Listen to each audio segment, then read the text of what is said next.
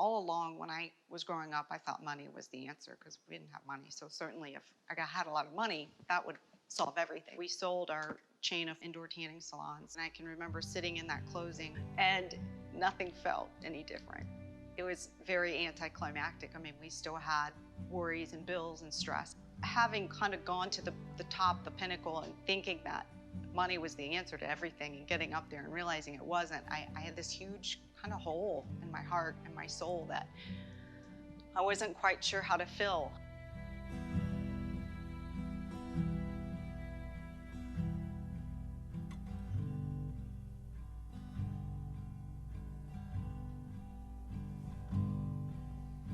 All the wild horses,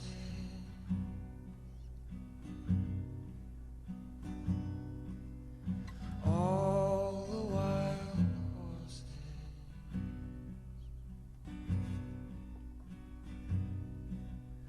tethered with tears in their eyes,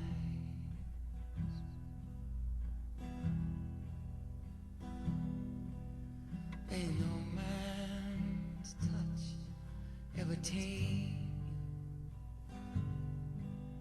may no man's rays ever change. The horse is a prey animal. Their field of energy, if you will, is 80 feet. If a lion or a cougar, which is their natural predator, is at 79 feet and is faking sleeping versus really sleeping, a horse knows. When you come here, we tell the kids, you know, the horse will only connect with you if they know you're authentic. So what we ask of those adults and of the kids when they go in there is to make this and this match. It's what they require, and they also want us to be present. These kids are in such a self-protection mode that they've shut down. They don't want to share their feelings, which makes sense. You grow up in that environment and you learn don't talk, don't trust, don't feel. And I think for our kids who are very hypervigilant because they needed to be, when they feel that that heartbeat and they know that that horse will connect, they know that whatever they share with that horse is not going to be repeated.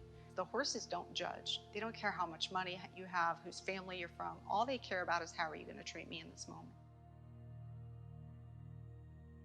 And that gazebo out there was the first place we had our sessions. We would just talk about life coping skills and how to be better than we are today.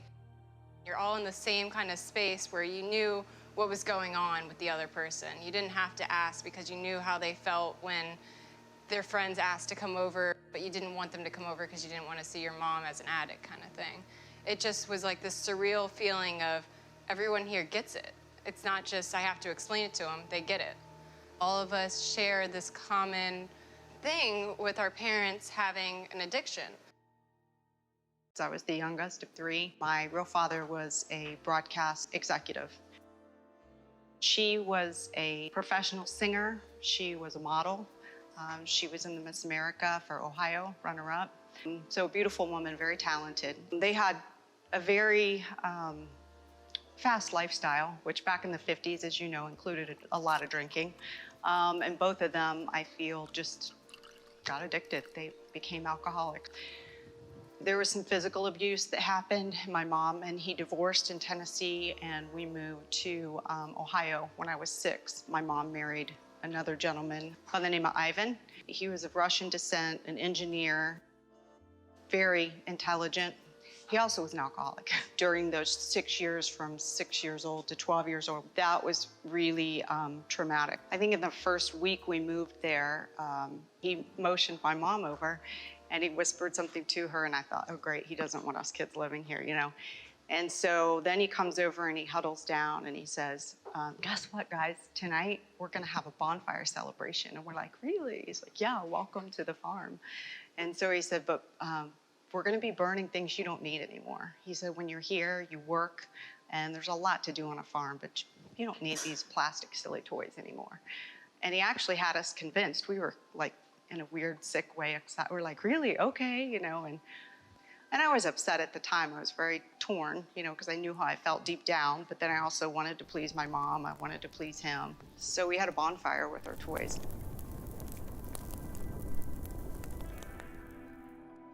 I got really scared when there would be fighting, you know, the violence. I can remember just with my brothers trying to hide somewhere and just feeling like if we couldn't be seen, we could get away from it and not hear it. And of course, you still heard it. Fear of, is my life always going to be like this? Am I destined to repeat this? You know, at times I feared that we wouldn't have food and shelter. There had been a lot of stuff going on in my family, and my dad had noticed that I was starting to really act out in school. We tried one-on-one therapy, but I was just so all over the place and I didn't really understand how I was feeling. He found this ad in the newspaper. He had a little meeting with Liz, and I remember that meeting still to this day. I sat there with Liz and my dad, and they talked for a while, and she said, well, I can't wait to have you in my group. And I was like, what?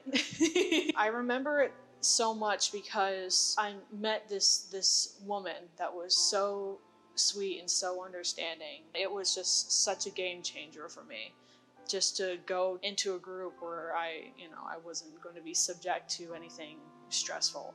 That was the day that my life was changed, essentially, by Horses Healing Hearts and by Liz. A lot of my early childhood memories were in meetings and or in rehabs, learning how to develop a relationship with my mom again because she was in and out of rehab my entire life. I've been going to AA meetings since I was a baby. When your parents are struggling with an addiction and they're going in and out of rehab, you want to support them going to wherever they got to go. I saw this woman at this meeting. I was like, oh, holy crap. Like, at an AA meeting, someone rides horses. We ended up talking to her, and she told us about HHH. And we were just blown away that a program like this existed. I was definitely very comfortable. It was kind of like going from the adult room where they have their meetings to like a kid's room where they have their meetings. But at the same time, I was so accustomed to being around adults. Going to hang out with kids, it was like I didn't know how to be a kid. I had to retrain myself on how to react and respond to being around people my own age. When I was 12 or 13, my stepdad sent me to Pennsylvania to visit his sister. I had never met Aunt Susie, and it's funny, I remember that night when we drove there, and she said I just marched right up the stairs and said, hi, I'm Liz.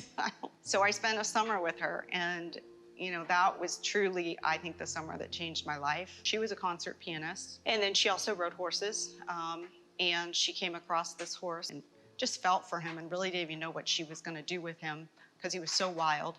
I think it took her a year and a half to even be able to get on his back, and then she was able to train him to 4th level. So when I met Jonathan, was the first time that I had the desire to move towards something, where I felt accepted and I felt whole. Yeah, prior to that, it was always staying away from danger or something that I feared or dreaded. You know, this, in the moment, it just gets emotional. He got me. He really got me. He understood me, and I felt accepted in that place. I spent many hours just grooming him and caring for him. My aunt would give me riding lessons. There were times I would just sit with him in the pasture and just watch him, just be with him. I can remember Aunt Susie saying, he doesn't trust people easily. So I remember being proud of that he trusted me. Aunt Susie's sister was also an alcoholic, so we could talk pretty openly about Ivan and my mom's disease and how difficult it is. And it gave me hope that Susie had that in her family, but she didn't end up like that. There was an incident where one of my mom's boyfriends had crossed a boundary and sexually abused me. And I shared that with my aunt. And I don't think I had shared that with anybody else. In many ways, we paralleled. So he had escaped and was rescued. And I remember thinking, you know, your scars are on the outside, mine are on the inside. And you've been rescued, and I want that. And you have done amazing things, and I think I can do that too if I'm just given the chance, you know. And had become this incredible, capable, beautiful horse because somebody invested in him. I wanted that same fate. At first I was like, oh, it's going to be one of those things. They're just going to go and tell my dad everything I'd been feeling. I needed a lot of patience and kindness in my life because that's just what I wasn't receiving at home. And They were so patient. They were so incredibly nurturing and patient. Through tough times or easy times, I knew that this place would stay the same and safe for me to come back to. In school, I would be drawing pictures of horses, and I'd be like, man, I can't wait to see my best friend. I can't wait to ride.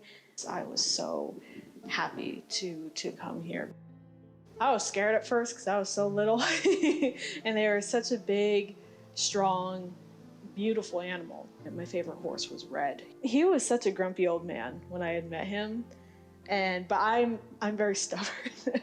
I'm stubborn and kind of hard-headed. We would always do our lessons, and I would always be like, you have to do this and you have to do this, and he'd be like, make me, and I'm like, okay.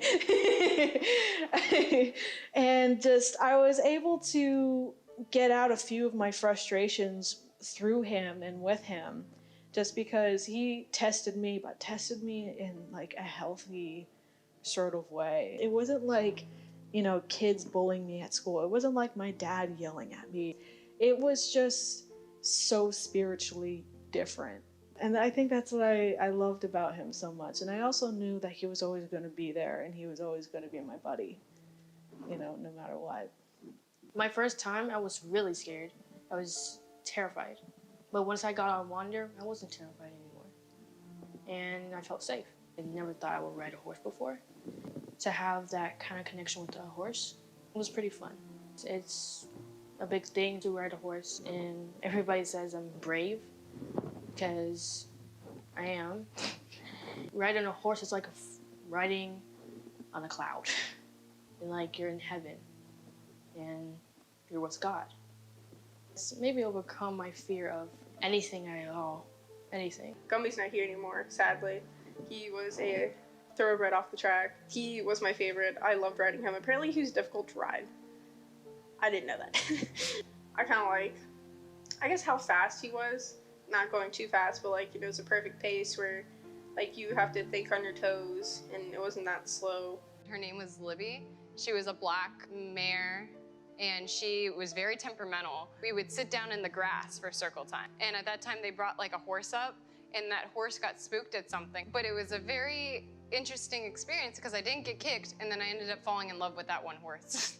And you would think you would be far away from it, you don't want anywhere near it, but we just clicked, and we'd always had the most perfect ride. We just had a connection to where the transitions from trot to canter to back to walk were just so smooth that you would think that we are one working together.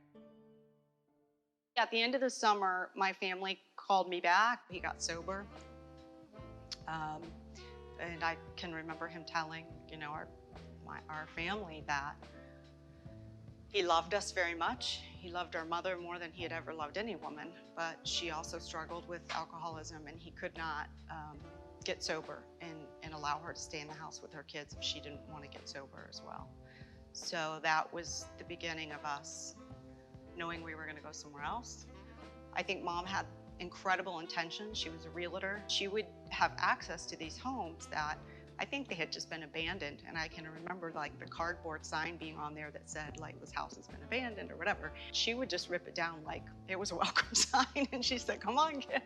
She said, let me tell you what we're gonna do in here. This whole wall's gonna be painted this color, and these floors are gonna have new carpet, and then I don't know how many weeks in it would just stop. Each of the homes lacked some form of a utility, either heat or water.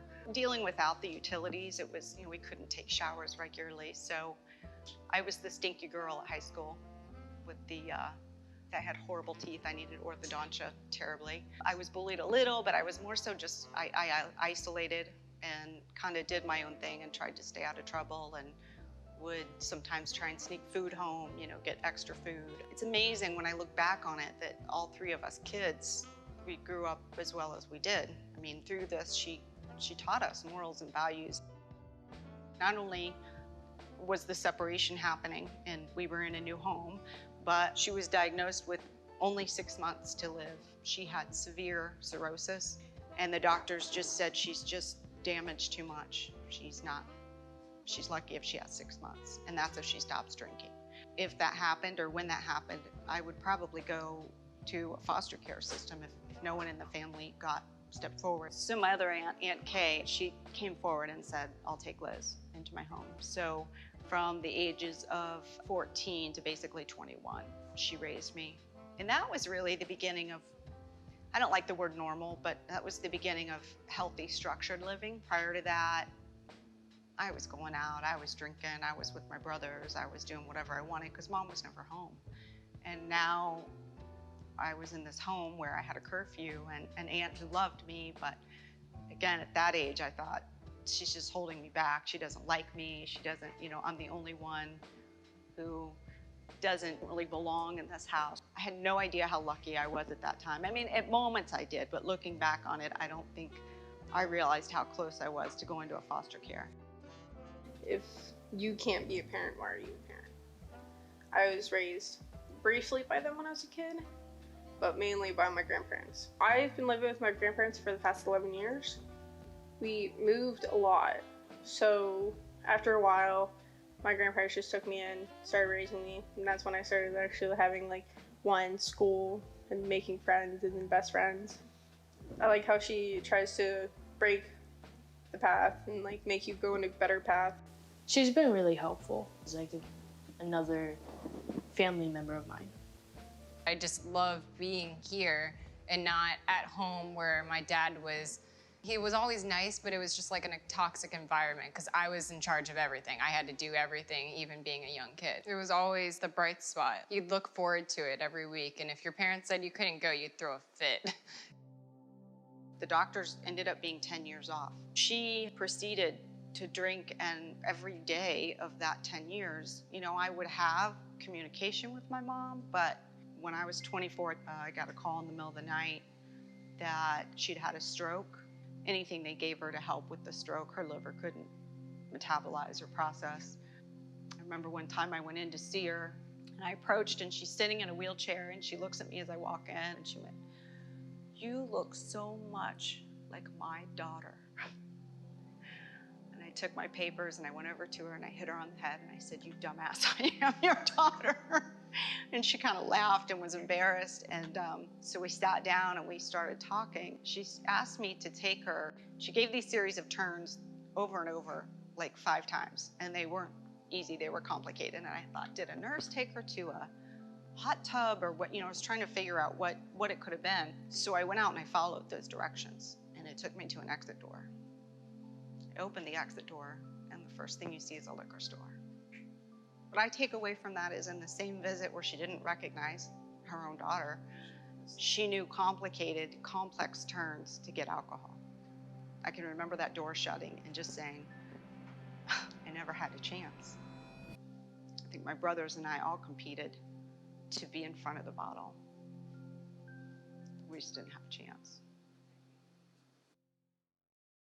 HHH has definitely been there for us and been a lot of the reason why we are able to keep doing what we're doing.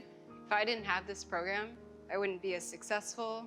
I wouldn't be as motivated to keep going. I would probably have just stopped in my tracks, put my heels down and been like, nope, I'm taking a break. I don't want to do this thing called life anymore. But because of HHH, I knew just put one step in front of the other, keep going. I always had a feeling I would get that call one day that my mom had overdosed and she passed away. Not because of what they teach her at HHH, just by hearing everyone else's story and by knowing like my mom and how many times she relapsed just in the time that I was in HHH. And I think I did come for a couple of times after my mom passed away just to be around the kids. And it actually so happened that a kid's parent was dying of liver failure. It was like, holy crap. I thought I was in this alone, but here's this little kid, not even 10 years old, watching her mom or dad die in a hospital from a disease that they couldn't cure. I'd always liked writing. Journaling was part of what helped get me through. It's very cathartic. I began writing a book about my past. Because I wasn't famous, I'd have to, self-promote and market, and it made me very uncomfortable.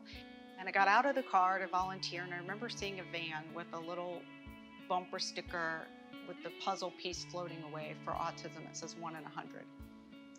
and it hit me like a lightning bolt. If their numbers are 1 in 100, our numbers are 1 in 4. Horses helped me, child of an alcoholic.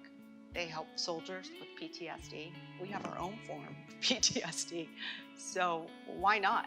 So that was, the moment was born. I went home and I told my husband, and he said, is it being done? And I looked and it hadn't been done. And he said, well, maybe it's not such a great idea. And I said, that's all the more reason, that you just goaded me to do it.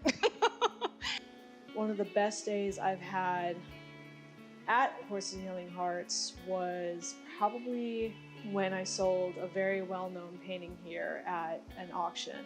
I had made this huge painting of a horse. Originally it had started at like maybe 300 something. And then it started to climb, which made me super, super happy. There was one man in the crowd. He just kept his hand up the whole time. And the auctioneer pointed at him and he just goes, 2,500. I nearly fell off the stage. And I was like having happy tears and stuff like that. I'm like, Liz, oh my God, I can't believe it was just incredible that I was able to sell that painting for that amount. It made my entire night, and it really just ignited this flame inside for my art. I wish I was introduced to this when it first started. I think awareness is definitely a big thing. Just because this kid is 5 or 6 years old, it shouldn't just be pushed aside. It's all about respect. It does not matter how old they are. Another human being is suffering. Continue to have patience, continue to, have the kindness and just listen and feel and understand. Well, coming here to Liza, it's helped her to be more social. Within those first couple of weeks, I saw the changes.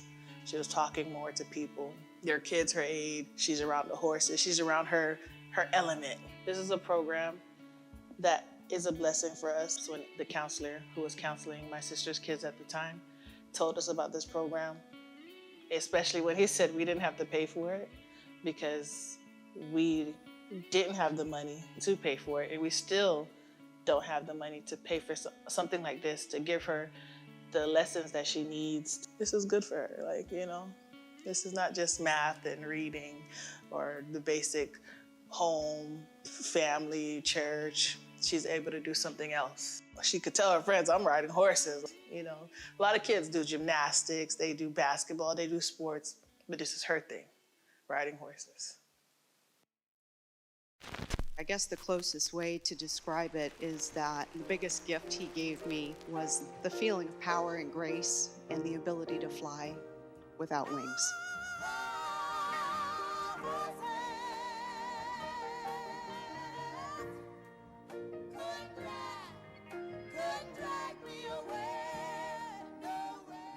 I still carried a lot of anger for my mom, even after her death.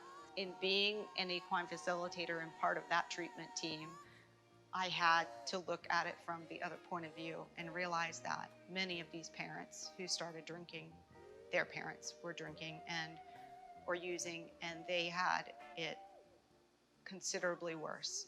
So I don't know a lot of details about my mom's upbringing, but when I hear the stories of these people, and it just humbled me and it opened my mind to think everything happens for a reason.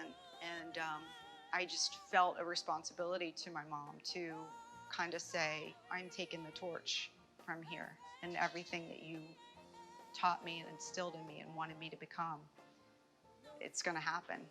All of these kids are pretty much forgotten when their parents have an addiction. One of my favorite sayings that helped me, it's I didn't cause it, I can't cure it, I can't control it. I can't control what anyone else does except myself. It wasn't me that caused my mom to have an addiction, and it's not me that continues to make her want to go out. The biggest part with this program is we're learning all the things we need to be now.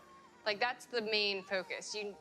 You need to start addressing all of those bad behaviors that you were taught by your parents now, before it gets to the point where you're just going to be following in their footsteps and become addicted yourself. I look at this situation of over the 10 years what's happened, and it's beyond anything. And I kind of think that's how I know God has his hand on this program. It's beyond my dreams.